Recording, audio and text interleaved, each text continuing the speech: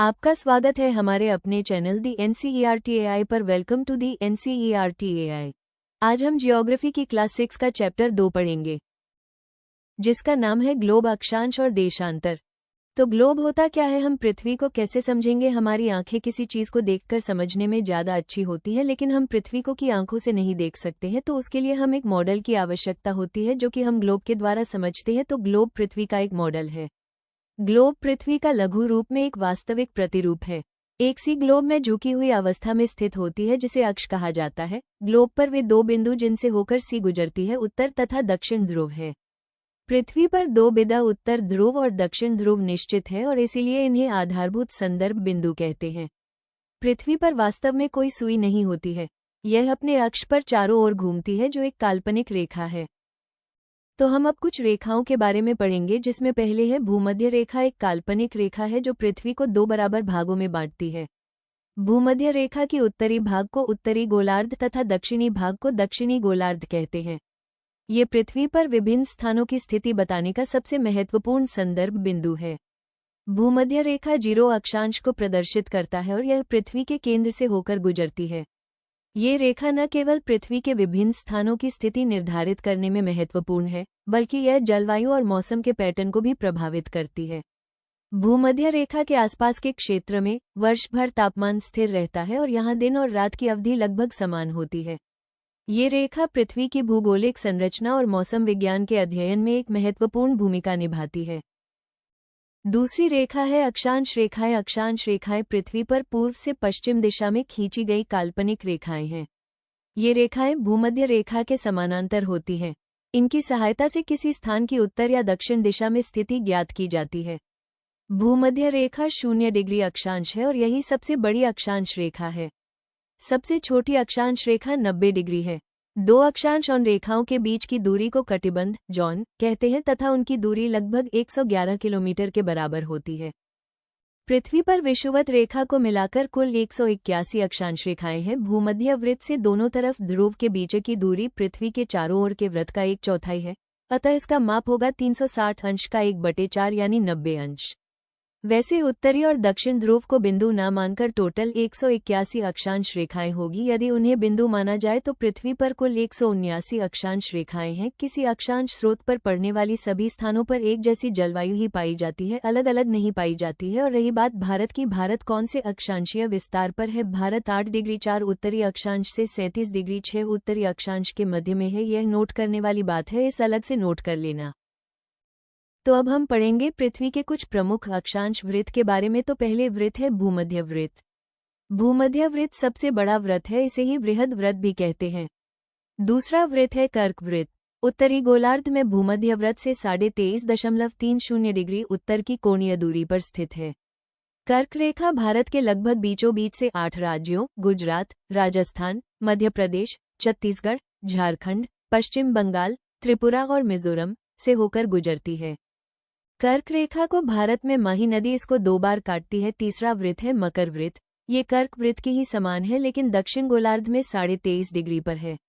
ये दक्षिण America, Africa तथा ऑस्ट्रेलिया महाद्वीप से होकर गुजरती है। चौथा वृत्त है आर्कटिक वृत्त। भूमध्य वृत्त में 66.5 डिग्री अक्षांश की दूरी पर है।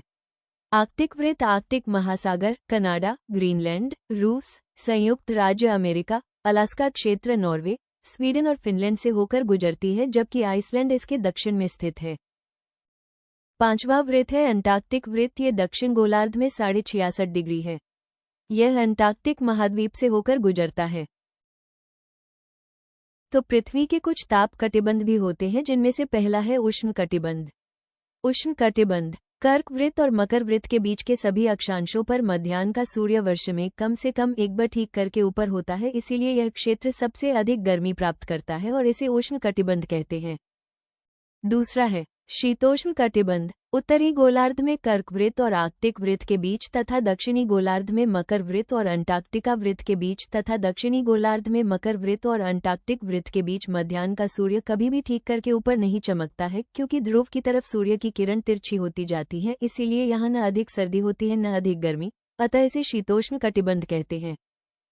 तीसरा है शीत कटिबंध। उत्तरी गोलार्ध में आर्कटिक वृत्त और उत्तरी ध्रुव तथा दक्षिणी गोलार्ध में अंटार्कटिका वृत्त और दक्षिणी ध्रुव के बीच के क्षेत्र में बहुत ठंड पड़ती है। इसका कारण यह है कि यहाँ सूर्य क्षितिज से ज्यादा ऊपर नहीं आ पाता है। सूर्य की किरणें यहाँ बहुत ही तिरछी पड़ती है, इसीलिए इन्हें शीत कटिबंध कहा जाता है। तीसरी प्रमुख रेखा होती है देशांतर रेखाएं। उत्तर ध्रुव को दक्षिण ध्रुव से जोड़ने वाली संदर्भ रेखाओं को देशांतरीय याम्योत्तर कहते हैं।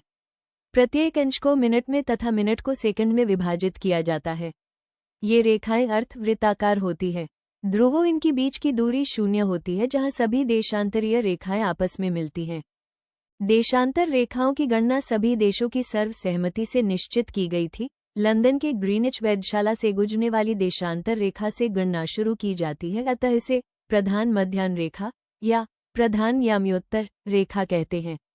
इस देशांतर का मान 0 डिग्री है। देशांतर रेखाएं प्रत्येक 1 डिग्री के अंतराल पर खींची गई है। कल 360 देशांतर रेखाएं हैं। देशांतर रेखाओं के बीच की दूरी भूमध्याय वृत्त पर सर्वाधिक 111.32 किलोमीटर तथा ध्रुवों पर न्यूनतम 0 किलोमीटर होती है। घाना की राजधानी अक्रा 0 डिग्री देशांतर पर ही स्थित है। 2 अक्षांशों तथा 2 देशांतर के मध्य अवस्थित भाग को ग्रिड कहते हैं। बच्चों, अब हम समझेंगे देशांतर और समय का संबंध। किसी भी स्थान का स्थानीय समय सूर्य की स्थिति के आधार पर निर्धारित किया जाता है। जब सूर्य किसी स्थान पर आकाश में सबसे अधिक ऊंचाई पर होता है, तब वहां दोपहर के 12 बजे माने जाते हैं। इसी समय को स्थानीय समय कहा जाता है। जब सूर्य प्रधान मध्याह्न रेखा पर सबसे अधिक ऊंचाई पर होता है, तब ग्रीनविच का स्थानीय समय दोपहर 12 बजे माना जाता है। यही 0 डिग्री देशांतर रेखा है, जो इंग्लैंड के ग्रीनविच नगर से होकर गुजरती है। विश्व के समय की गणना इसी रेखा को आधार मानकर की जाती है। पृथ्वी अपनी धुरी पर पश्चिम से पूर्व दिशा में घूमती है।